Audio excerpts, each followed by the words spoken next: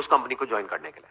अगर ऐसा एक्चुअल में हो रहा है तो वो कंपनी जेन्युइन है, लेकिन अगर ऐसा नहीं हो रहा है तो वो एक स्कैम है। और ये सब तो वो है जो रूल्स में क्लियरली लिखा हुआ है कि ये करना गलत है। इसके अलावा ऐसी बहुत सारी चीजें हैं जो बहुत सारी एमएलएम कंपनीज में होती है, जो हो सकता है लीगली सही है लेकिन एथिकली बिल्कुल गलत है। मतलब कि अगर कोई भी डायरेक्ट सेलिंग कंपनी है जिसका एक डायरेक्ट सेलर्स का नेटवर्क है, तो स्ट्रक्चर में सारे लोगों को सिर्फ तब बेनिफिट हो सकता है जब जो प्रोडक्ट है वो सर्विस है उसकी अपने आप में इतनी वर्थ है कि अगर एक इंसान वहां से 1 रुपए भी ना कमाए तब भी उसको किसी तरह का कोई रिग्रेट ना हो कि मैंने इस कंपनी को ज्वाइन किया।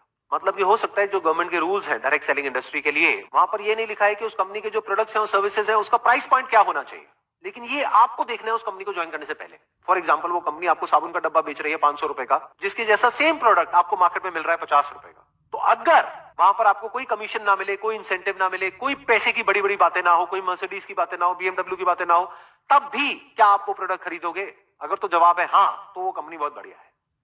लेकिन अगर जवाब है ना, तो ये बिजनेस फंडामेंटली फ्लॉड है। ये जो बात समझिएगा, ये सिर्फ डायरेक्ट सेलिंग बिजनेस पर अप्लाई नहीं होता है, बल्कि किसी भी बिजनेस पे अप्लाई होता है। अगर उस बिजनेस में रिपीट बिजनेस नहीं आ रहा है, वर्ड ऑफ माउथ स्ट्रांग नहीं है, तो बिजनेस आज नहीं तो कल फेल होना ही होना है।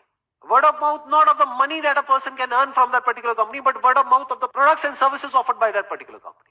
Word of mouth इस चीज का नहीं कि उस कंपनी से लोग कितना पैसा कमा रहे हैं, बल्कि इस चीज का कि उसके प्रोडक्ट्स और सर्विसेज कितने अच्छे हैं।